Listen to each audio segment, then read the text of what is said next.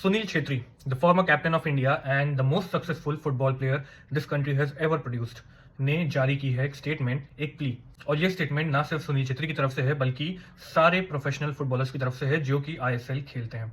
And इनका कहना काफी सिंपल है कि they are desperate to play the ISL games. लेकिन बात यह है कि आखिर ऐसा हुआ क्या है कि भारतीय फुटबॉल में इस तरह का तूफान आया हुआ है। आइए समझते हैं।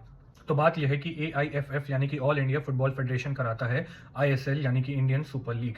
ये लीग इंडिया की टियर 1 फुटबॉल लीग है एंड इसको ऑर्गेनाइज करने के लिए लगते हैं इवेंट ऑर्गेनाइजर्स जो कि है FSDL यानी कि फुटबॉल स्पोर्ट्स डेवलपमेंट लिमिटेड।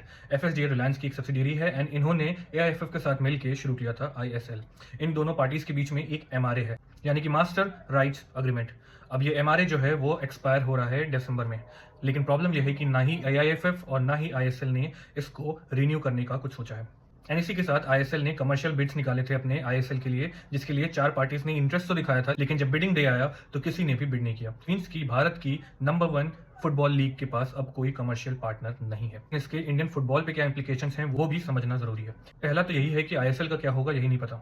दूसरा है कि ISL की वजह से जो बाकी शेड्यूल्स थे जैसे कि इंडियन वुमेन लीग या फिर आई लीग, इनका शेड्यूल भी अभी थोड़ा लिम्बो में चला गया है। दूसरा पॉइंट है कि जो हमारी टीम्स हैं वो भी अब आगे अपने ऑपरेशंस कंटिन्यू करने में कतरा रही हैं एंड उनके पास प्रॉपर रीजन है, क्योंकि अगर फ्यूचर नहीं है तो वो इन्वेस्टमेंट कहाँ से दें, किस तरह से वो पैसे कमाएं एंड हमारे प्लेयर्स की जो सैलरीज वगैरह हैं उनको मिले। इस वजह से ऑपरेशंस उनके भी हॉल्ट हो रहे हैं। अब क्योंकि ऑपरेशंस हॉल्ट हो रहे हैं इसलिए इफेक्ट सीधा पड़ रहा है हमारे प्लेयर्स पे।